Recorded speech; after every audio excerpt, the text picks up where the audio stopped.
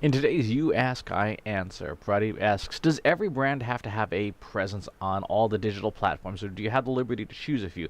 Should you invest in social media, search engine marketing, search optimizations, video marketing, podcasts at the same time, or differently? Well, that's a really good question, and the answer is not whether you should do it, but whether it makes sense.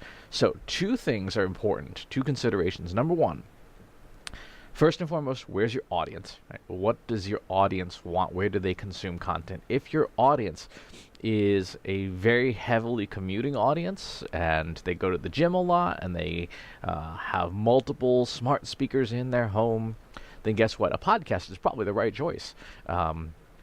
If your audience is a smartphone first audience, which is increasingly the case everywhere, but certainly for people who are under the age of 70, a smartphone is first and foremost as a device for them, then you want to focus on mobile first platforms. For good or ill, Facebook is an incredible mobile first platform, and 90 something percent of their audience comes from mobility.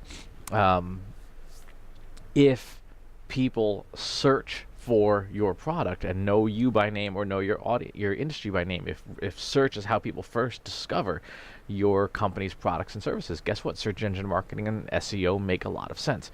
If you rely primarily on word of mouth, then social media makes a lot of sense. So your first question is, where's the audience? Because if you're not serving the audience where they are, you're going to lose. Second, what do you have capability to do?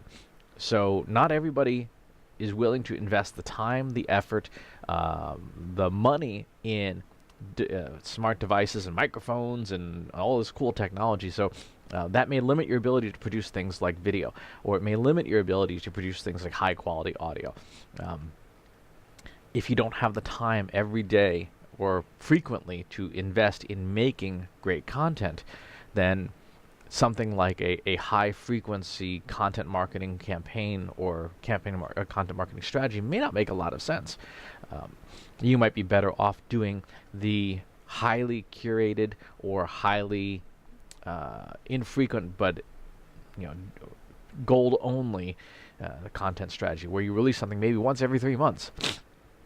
But when you do, it's unbelievable. It keeps your brand and your name top of funnel and top of mind for months at a time. A really good example of this, the company Edison Research, my friend Tom Webster, does this. He doesn't blog very often, and his company doesn't publish new content very often, but when they do, you always pay attention to it. Pew Research, same way. They don't publish just random dreck every single day. They publish relatively infrequently in marketing terms, but everything they publish is solid gold.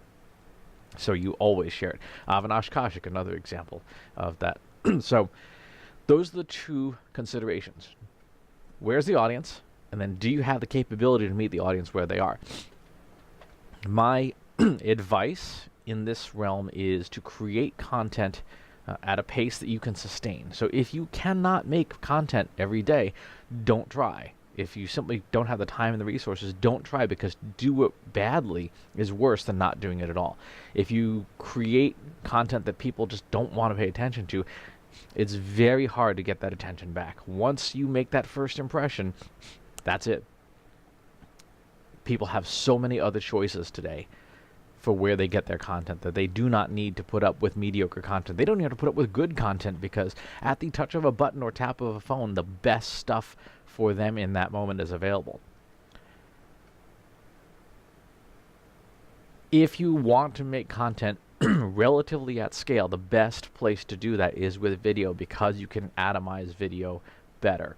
So you can rip the audio out and it becomes a podcast. You can rip the text from the audio and it becomes a blog post, and so on and so forth. You can do that at a much greater efficiency than trying to make individual pieces of content for every channel. If you're not comfortable being on video, screencast something. If you're not comfortable even doing that, then record audio, and because you can at least still send that out for transcription. I've been playing with a new service called Otter.ai.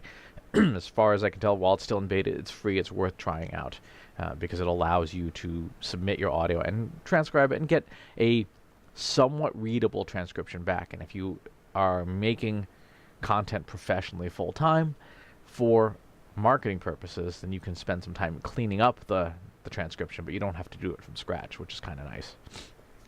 So that's the answer. Be where the audience is.